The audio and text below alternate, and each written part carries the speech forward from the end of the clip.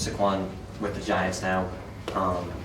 Everyone here has kind of heard of and seen how great he is. Is there anything that he needs to work on at this point? Well, yeah, I think obviously all collegiate players that are just, entering the NFL have everything to work on. I mean, obviously he's been very successful and played at a high level and played in a high-level conference and those types of things. But, the transition from high school to college is dramatic, and the transition from college to the NFL may be even more dramatic. So, every aspect of his game he's going to have to work on and improve. But I do think he's got an NFL-ready body, and, I think he's been very mature in his approach to the game. But every aspect, he's going to have to work on every aspect. But I also know that he's not one of these guys that feels like he's arrived. He feels like this is just the beginning for him. And I know he's got to tap into all the resources in terms of the coaches and in terms of the players. Obviously there's going to be a lot of I think, probably emphasis on the coaches and the players to get them ready. And I know he'll take advantage of every opportunity. What was your interaction with the Giants front office and coaching staff like during the draft process? A decent amount, but I think what happens from what I've seen over the last couple of years is the really high-end prospects, they do obviously in-depth investigations and background checks and could be as thorough as you possibly can be, but there comes a point where they don't want to talk to you too much because they've pretty much already made up their mind. If this guy's available at this pick, they're going to take him. So I think at some point they stop talking because they don't want to give away. If I'm talking to the media and telling the media, well, yeah, the Giants keep calling, then that obviously lets other teams know what the Giants are planning on doing. So, they did their homework as well as anybody. Obviously, you listen to the GM. Obviously, they felt very strong about him, and I think obviously it was warranted. What was the draft experience like for you, being there with Saquon, with Charles, with Saquon's family, with everyone who's kind of been there up until that point? Yeah, it was great.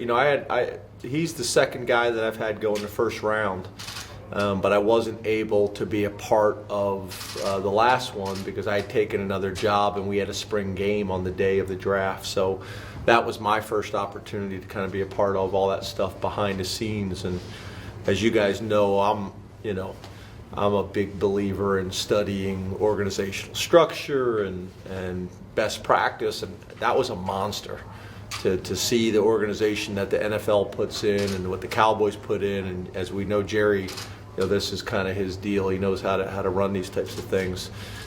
It was impressive. And then take that out of it, and then just to be behind the scenes and see the personal interaction with Saquon and his mom and his dad and his brothers and sisters and Saquon. So to be there for that moment and to kind of think back all the way back to the recruiting process and showing up at his high school and talking to guidance counselors and high school coaches and to be sitting in Saquon's living room and see that, and then the whole journey while he was at Penn State to that moment was pretty powerful. And that phone call come in, and I think a lot of you guys probably saw on the Hey Rookie show, he made the comment where he said, look, I can't hug everybody. They're going to need me to get up there. And I said, just so we're clear, you're hugging me. I was sitting right next to mom and dad, and I'm like, I'm getting a hug because I'm an emotional guy. I'm probably going to start crying anyway. So you're hugging me. And he started laughing. So it was just great. It was great for me to see, that entire evolution of Saquon. I just couldn't be happier for his family. That mindset that he had that you mentioned about not feeling as though he had arrived, do you have a lot of that left on this team within the program? And what was his influence on the guys that still have that kind of makeup? I think a couple things. I think when your best player is one of your better workers and is high production and low maintenance, it kind of sets the tone for the whole organization. So, that's where guys leave a program and they're legends.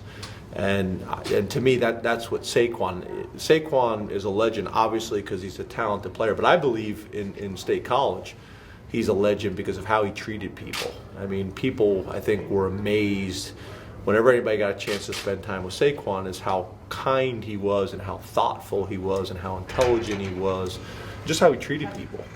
So I think that rubbed off on a lot of people, and people saw if you make the type of investment that he made, and have the type of success that he had, that at the end of the day, you're still going to be remembered based on how you treat people. So I think he's left a legacy at Penn State from all that perspective, and I also think it's been a motivator, because I think our guys saw a guy that was as talented as anybody on our roster or anybody that I've been around in my 25 years of doing this, or 24 years of doing this, but how hard he worked and how much he invested.